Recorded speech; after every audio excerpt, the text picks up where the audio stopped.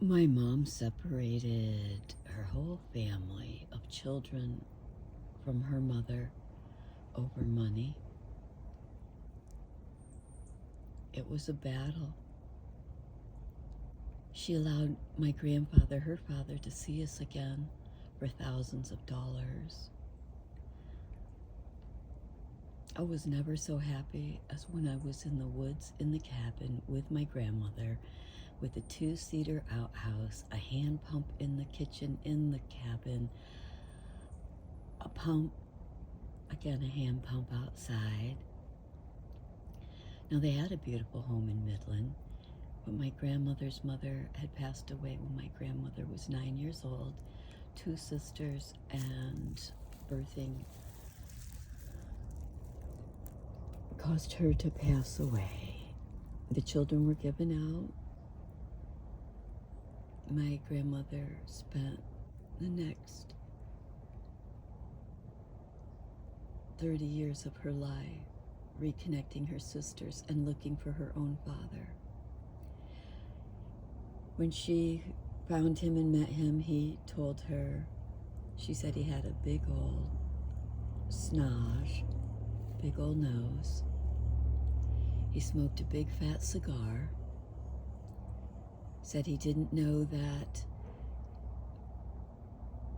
Mimi was pregnant when they left France. She was very young, in her early teens. My grandmother said her father told her that he was a German Jew, gypsy Spaniard, and he fell in love with her mother, the beautiful French Mimi with dark eyes and auburn hair. My mother had blue eyes and black hair, a combination of her father, Scotch, Irish, Welsh, and her mother, a French, German, Jew, gypsy Spaniard, a petite lady with dark eyes and auburn hair. My grandmother says of her two daughters, she had three, but her second daughter passed away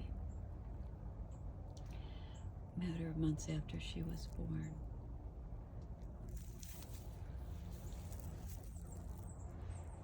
But of all her daughters and granddaughters, she said I looked the most, sounded the most like her mother, Mimi. And she said, no wonder I call you Cassie. It's so close to Mimi. And I love that. Anyway, I'm just sharing this little story because I'm out going through my sheds of my life. This is it, everybody. I did the Swedish death cleaning. Other than a few buildings and what I have in my home, I've organized my life to about 15 containers. I'm gonna try to get it down to about 10. So I ate the cup of melon. I ate a bag yesterday. I'm eating a bag today that should leave 5 in the fridge. I bought some curds, classic curds from West Virginia, but yesterday, oh my gosh, I got so excited. They had some garlic, and I love garlic, and it's so healthy. So I also have, my voice cracked. I'm straining at so much dust out here. You see, there's dirt over there. I'm taking all of this stuff out, giving things away, giving away some of the tools. Okay, so back to this. I picked up some Wisconsin, proudly made in Wisconsin, pride of Wisconsin, some curd cheese made with garlic. I'm looking forward to having that. So that's kind of why this came out with me. I picked this up the beginning of the month, and I just have a few throughout the day now and then to keep that protein and to keep the acid out of my guts, which erodes your guts and causes major eosinophilic problems and upper and lower intestinal problems. My grandmother Ruth Ellen was my saving grace. No matter how bad things were, she always referred me to God, the Bible, forgiveness, love. She didn't tell me to forget. And I am so blessed that my childhood friend and I have talked and messaged, and she said what I felt for a long time. I can't forget. If I forget, I repeat cycles. And that's what Carol Ann said. We can't forget. I don't think we're supposed to forget, Kathy. Because if we forget, we repeat cycles. And I said, oh my gosh, in message, I believe that too, Carol Ann. I believe that too. We can forgive whether or not people ask for forgiveness for ourselves. That doesn't mean that we repeat cycles that continually need to have forgiveness and be forgotten. Okay, so here's me saying, I'm the girl who became the workaholic and turned around and gave away inheritance and trust funds because I wasn't going to be owned by money. I don't love money. I don't envy money. I understand its value. I know how hard it was for me as a young lady and an older lady to make that money. And then my closest friend in my lifetime that's passing away, we decided we're going to spend our money. And she said, Kathy, why? I might as well go on vacation and do things. And I said, right, since we've talked, I went out and bought this truck and I'm going to get a garage. And my son is set. He has a home and a property for life and insurances. I've set my wills up since I've been in my 40s, and I was going to say rejuvenated them, renovated them, updated them.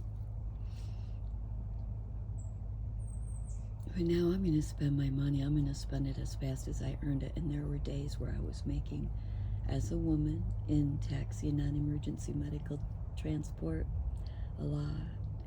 The last time my ex-husband, who wasn't my ex-husband and was headed to West Virginia, slapped me around, told me what a bee I was, and I think he'd flicked some cigarettes or something in one of the non-emergency medical transport vehicles as a joke. Well, for me, it's not a joke. It wasn't a joke then, and it's not now. And demanded all the money I had, and he took everything we had, all the cash.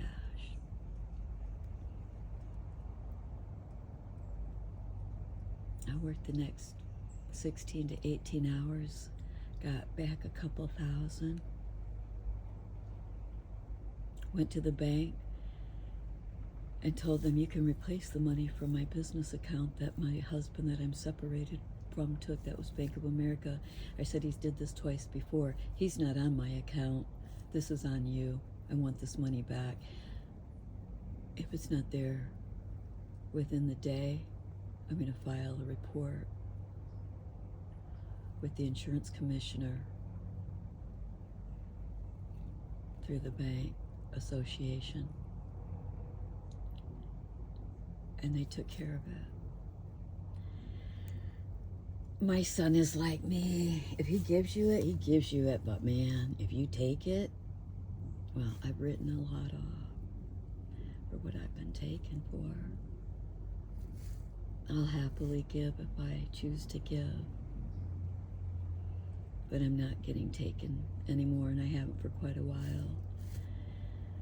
I'm blessed to say that when I was a young woman in my 30s and I showed up here with my new fresh haircut,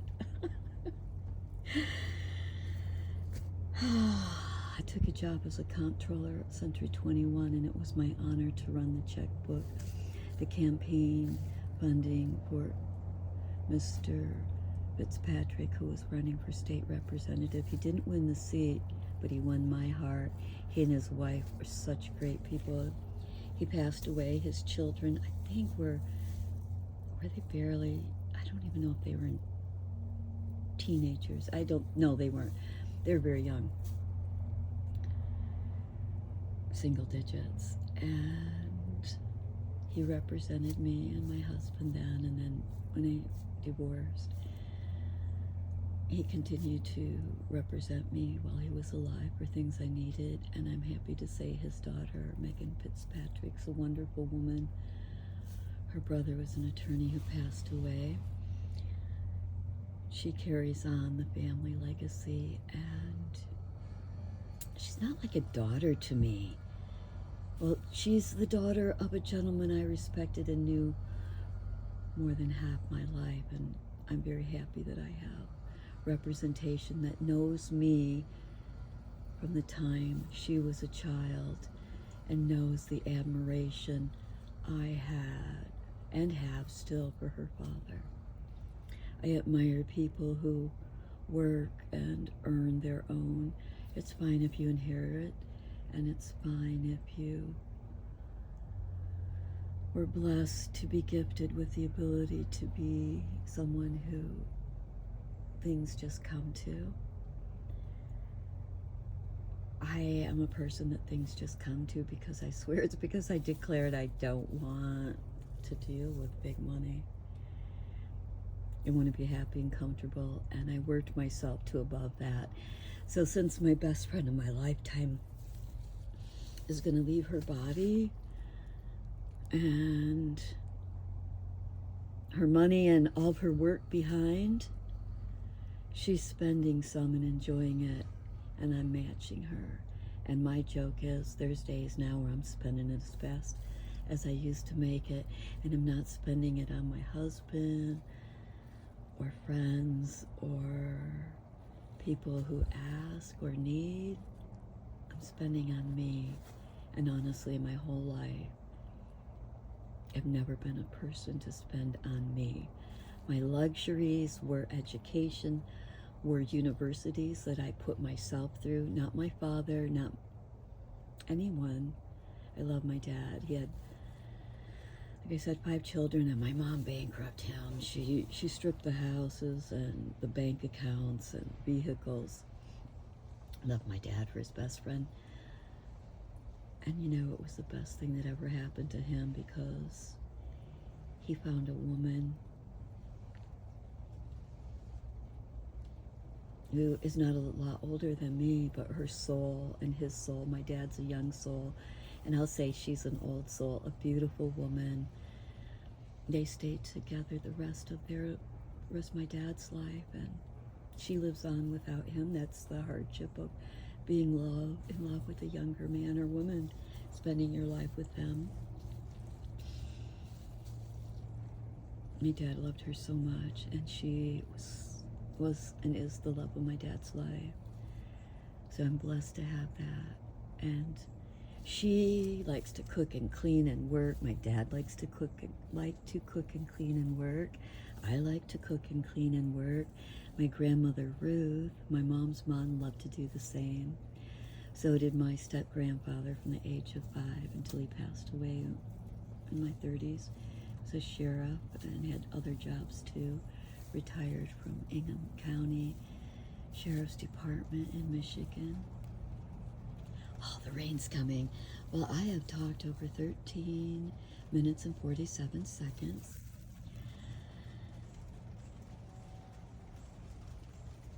Just blabbering about a little minute here and there of a lifetime of having been blessed with an early look at what large amounts of money can do. They can strip you from your family, the closest people you love. They can give you alcohol habits. They can give you spending habits. They can give you mean, nasty, snide, holier than thou habits. Now, it doesn't have to be that way. It's a soul choice. I don't know if you can see it. Oh, for a second, it almost looked like there was a heart, a little aqua blue heart. I'm sure it's a light flare. Let's see if I can get it back. Ooh, I got it right there above the light. Anyway, it also looks like a little aqua heart. That's my birthstone color. Well, everyone, thank you for listening to my blabbering. I know we all have lots of stories, and it's good to share if we choose to, and it's good to listen if we choose to. May our ears absorb. May our mouths speak. May our eyes see. And like the words of Mary Magdalene that she repeats from her dear, beloved Jesus Christ, her friend and Lord and mentor, if you hear it, hear it. If you see it, see it. May peace be with you all.